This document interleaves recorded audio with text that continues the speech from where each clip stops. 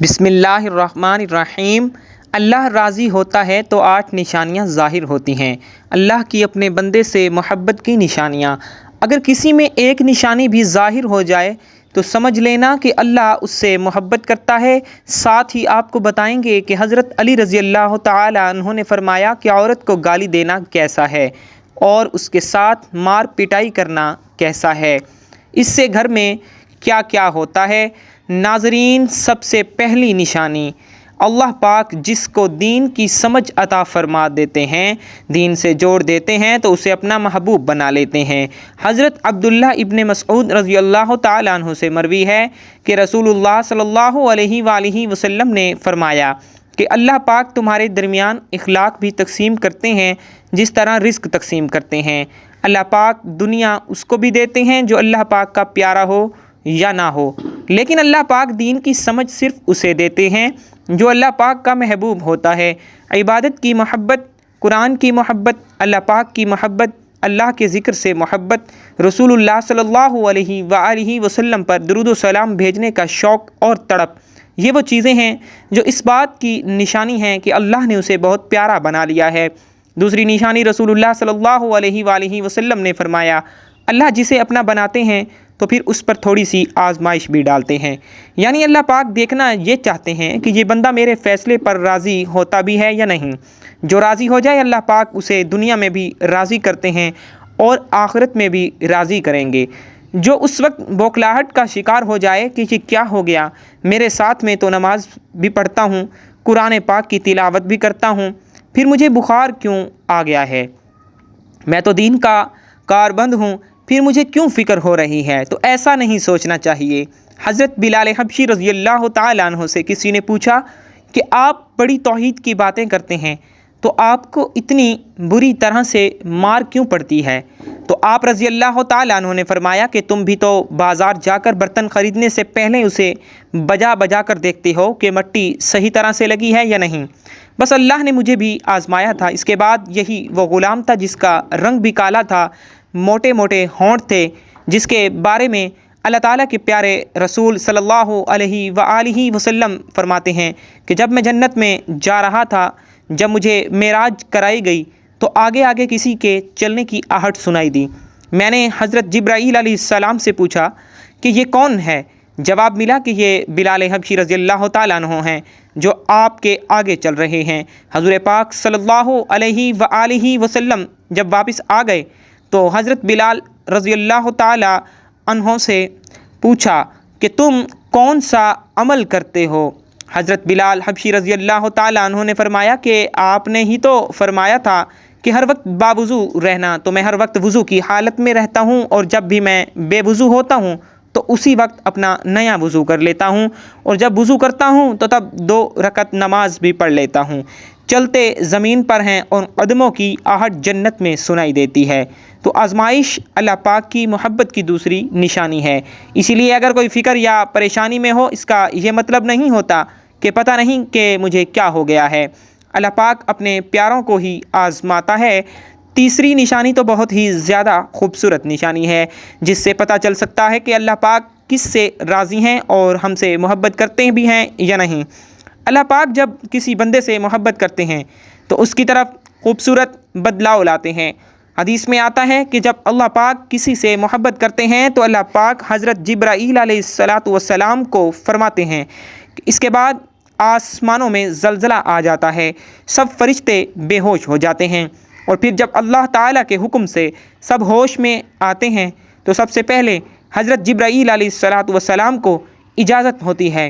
تو حضرت جبرائیل علیہ السلام سوال کرتے ہیں کہ ہمارے رب نے کیا فرمایا ہے، اور اس کے بعد خود ہی کہتے ہیں کہ اللہ تعالیٰ نے جو بھی فرمایا ہوگا وہ حق فرمایا ہوگا۔ پھر اللہ تعالیٰ فرماتے ہیں جبرائیل علیہ السلام، میں نے آج اس بندے کو اپنا محبوب بنا لیا، تم بھی اسے اپنا محبوب بناؤ۔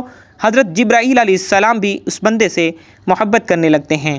پھر حضرت جبرائیل علیہ السلام کو حکم ہوتا ہے کہ آسمان کے تمام فرشتوں کو خبر دے دو، یہ اللہ تعالیٰ کا پیارا بن گیا ہے۔ حضرت جبرائیل علیہ السلام آسمان کے تمام فرشتوں اور تمام نورانی مخلوقات میں بھی اس سے محبت کریں۔ 7 آسمان کے खरबों फरिश्ते इससे मोहब्बत करने लगते हैं। फिर एक फ़रिश्ता आसमान से दुनिया में आता है और ऐलान करता है कि ऐ लोगो, फ़लाँ शख्स अल्लाह ताला का महबूब है। हज़रत जिब्राईल अलैहिस्सलाम और तमाम आसमानों की नूरी मखलूक़ात उससे मोहब्बत करती हैं, तुम भी उससे मोहब्बत करो। और फिर दुनिया वालों के दिलों में अल्लाह पाक उस बंदे की मोहब्बत डालता है। तो इसलिए दुनिया में दो काम ज़रूर करो जिसको करने से अल्लाह हमसे राज़ी हो जाए, हमें अपना महबूब बना ले। इंशाअल्लाह दुनिया और आखिरत में कामयाब हो जाओगे। हज़रत अब्दुल्ला इब्ने अब्बास रज़ियल्लाहु ताला अन्हु फरमाते हैं, जब नेकियां कबूल हो जाती हैं तो इंसान के जिस्म में ये 5 निशानियां ज़ाहिर होती हैं।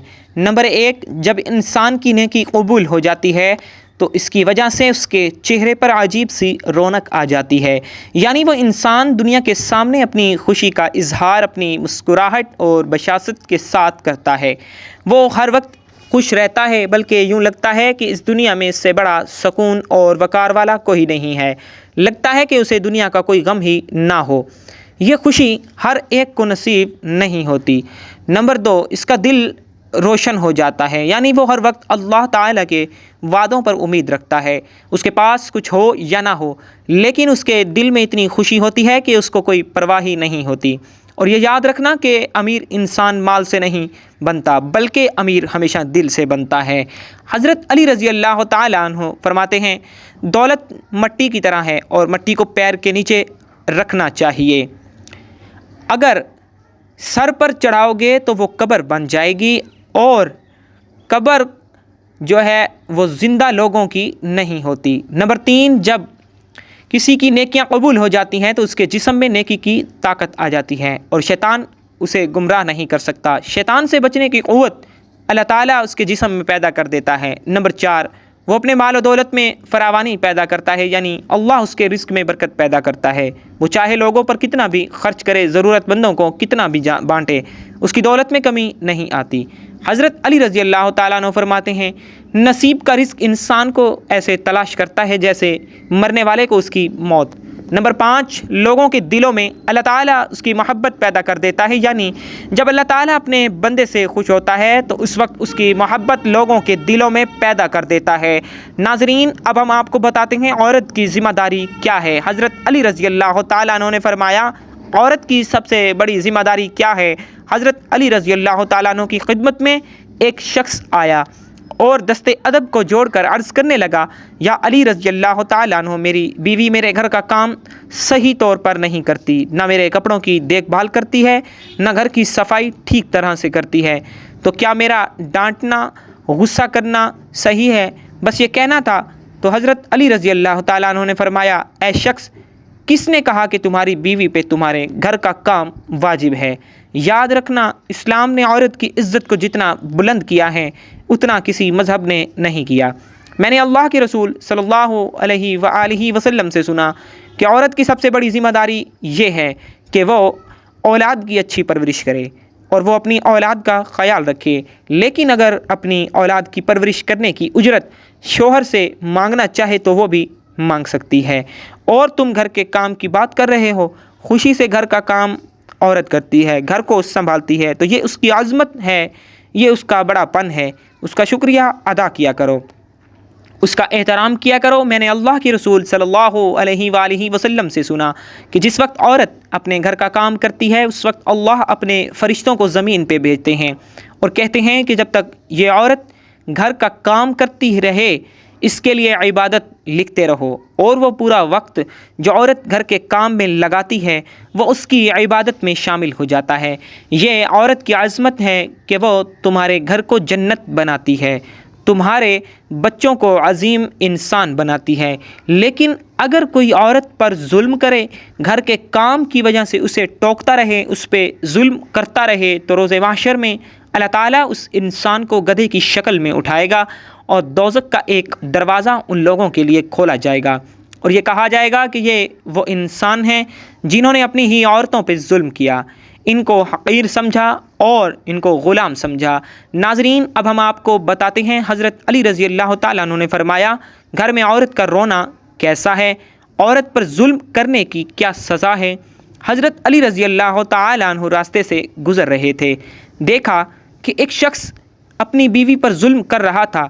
حضرت علی رضی اللہ تعالیٰ عنہ ان کے قریب گئے اور فرمانے لگے، اے شخص، اللہ سے ڈرو، تمہاری مفلسی، پریشانی اور رزق میں تنگی کا سبب یہ ہے کہ تمہاری بیوی تمہارے ہی ظلم کی وجہ سے تمہارے ہی گھر میں روتی ہے۔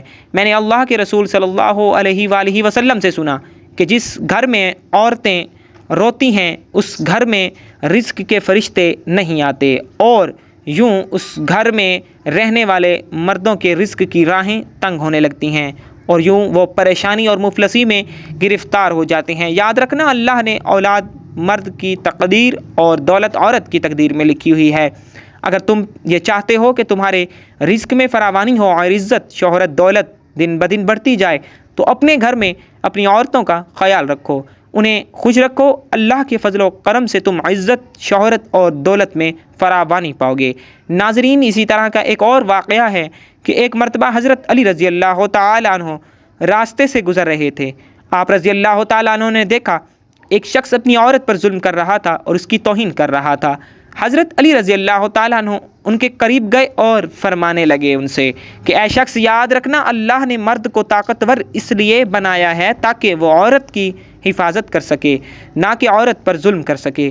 میں نے نبی کریم حضور پاک صلی اللہ علیہ وآلہ وسلم سے سنا کہ جو مرد اپنی عورت پر ظلم کرتا ہے تو اللہ تعالیٰ اس پر لعنت بھیجتے ہیں۔ تو اس نے کہا، یا علی رضی اللہ تعالیٰ عنہ، یہ میرے نکاح میں ہے، میں اس سے جو بات کہتا ہوں یہ میری بات نہیں مانتی۔ تو حضرت علی رضی اللہ تعالیٰ عنہ نے فرمایا کہ نکاح کا مطلب یہ نہیں کہ تم نے اپنے لیے غلام خریدا ہے، بلکہ نکاح کا مطلب یہ ہے کہ تم نے اپنی نسل کو بڑھانے کے لیے اس عورت سے مدد طلب کی ہے اور تمہاری اولاد کی اچھی تربیت کے لیے اس عورت کو چنا ہے۔ اے شخص، جس سے مدد لی جائے اس کو غلام نہیں سمجھتے، اور جو تمہاری اولاد کو پروان چڑھائے اسے حقیر نہیں سمجھتے، بلکہ تمہیں تو اس کا شکر گزار ہونا چاہیے۔ یاد رکھنا، عورت پر ظلم کرنے کا مطلب ہے اولاد کی بغاوت۔ آنے والے وقت میں اولاد اس عورت کے جسم سے تمہیں نصیب ہوگی، تو اس کے وجود میں تمہارے لیے بغاوت ہوگی، تمہارے لیے عداوت ہی عداوت ہوگی۔ اللہ تعالیٰ سے دعا ہے کہ اللہ ہمیں دین حق پر چلنے کی توفیق عطا فرمائے، ہماری اولاد کو ہمارے لیے رحمت بنائے اور ہمیں دین کی مکمل سمجھ نصیب فرمائے۔ آمین ثم آمین۔ ناظرین، کمنٹ باکس میں اللہ کے اور اللہ کے پیارے محبوب صلی اللہ علیہ وآلہ وسلم کے 99 ناموں میں سے ایک نام ضرور ٹائپ کیجیے گا۔ والسلام۔